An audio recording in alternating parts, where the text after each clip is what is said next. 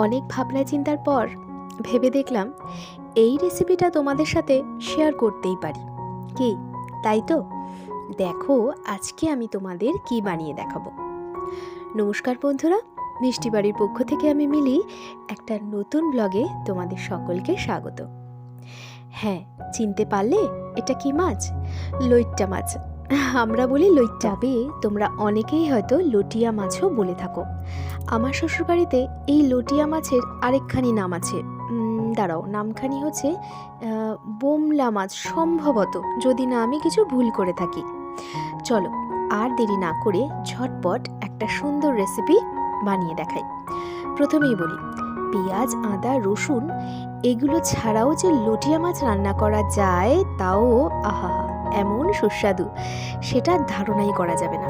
শুধু একটা main ingredients, সেটা হচ্ছে ধনে পাতা। আর এই ধনে পাতাই হচ্ছে এই রান্নার প্রাণ। হ্যাঁ, যতটা মাছ থাকবে চেষ্টা করবে তার হাফ পরিমাণ ধনে পাতা একেবারে মিক্সিতে সুন্দর করে কাঁচা লঙ্কা দিয়ে ব্লেন্ড করে নিতে। তবে অবশ্যই ব্লেন্ড করে তবেই দেবে। একদম কিন্তু ধনে পাতাটা কুচি কুচি করে কেটে এই মাছটা রান্না করতে যেও না, তাহলে কিন্তু বলবে মিলি এ কি তুমি রেসিপি বললে। তো চলো একবার রেসিপিটা ঝট করে দেখে নিই। প্রথমেই আমি 500 গ্রাম লটিয়া মাছ নিয়েছি, তাতে মিশিয়ে দিয়েছি প্রয়োজন মতন লবণ, লঙ্কার গুঁড়ো, হলুদ গুঁড়ো, দিয়েছি 2 চামচ মতন ধনে পাউডার, আর দিয়েছি ধনেপাতা বাটা, যেই ধনেপাতার মধ্যে আমি কাঁচা লঙ্কা দিয়ে বেটে রেখেছিলাম। এবার সব কটা ইনগ্রিডিয়েন্টস সুন্দর করে মাছের সাথে মাখিয়ে সাইড করে রেখে দেবো। আর পাশাপাশি কড়াইতে বেশ খানি তেল, তাও আবার সরিষার তেল। কারণ সর্ষের তেল ছাড়া কিন্তু একেবারেই স্বাদ আনা সম্ভব নয়। সর্ষের তেলে কালো জিরে ফোড়ন দিয়ে আলুটা বেশ করে ভেজে নেব। তারপরের পর্যায়ে এসে, অর্থাৎ আলুটা একটু ভাজা ভাজা হয়ে এলেই ওই যে মিশিয়ে রাখা মাছটা, অর্থাৎ ধনে পাতা দিয়ে ম্যারিনেট করে রাখা মাছটা আলুর সাথে মিশিয়ে দেব, ঠিক এইভাবে হালকা হাতে।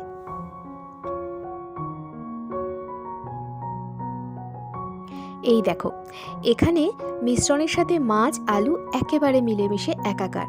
তবে চলো আর না নাড়িয়ে মাছটাকে এবার কিছুক্ষণ ঢেকে রেখে দিই, এই ধরো মিনিট 5। এরপর গিয়ে দেখি আমার কন্যা রানী কী করে। তবে হ্যাঁ, যারা চাইছো ঝুড়ি বানিয়ে ফেলতে, তারা কিন্তু এই পর্যায়ে এসে বেশ নেড়েচেড়ে মাছগুলোকে ভেঙে দিতে পারো। কিন্তু আমার আবার একটু মাছটা গোটা গোটা থাকলে খেতে ভালো লাগে। আর এই দেখো, ঢেকে রাখার ঠিক পরের পর্যায়ে এই অবস্থায় এসে দাঁড়াবে, অর্থাৎ জলে জলাকার।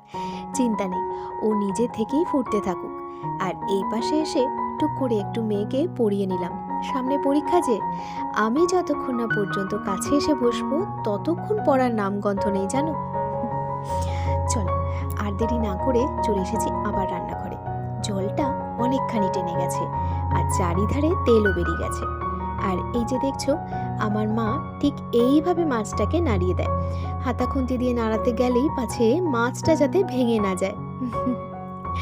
চলো, আমরা কিন্তু এইরকম একটু তেলে ঝোলে খেয়েই ভালোবাসি, তাই খুব বেশি শুকিয়ে নেব না। কিন্তু তোমরা যারা একটু টান টান খেয়ে পছন্দ করো, তারা কিন্তু আরও বেশ খানিকটা জল শুকিয়ে নিতে পারো। দেখো, আমার কিন্তু আজকের লটিয়া মাছের তেলে ঝালে একেবারে রেডি।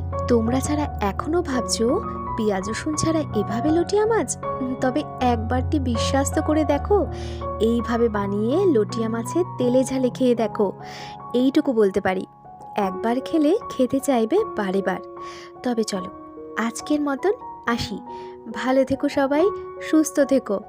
আসবো খুব শিগগির নতুন একটা ভিডিও নিয়ে। আর আজকের এই ছোট্ট করে আলাপচারিতা আর তার মধ্যে এত সুন্দর একটা রেসিপি তোমাদের কেমন লাগলো অবশ্যই কমেন্ট বক্সে জানিও।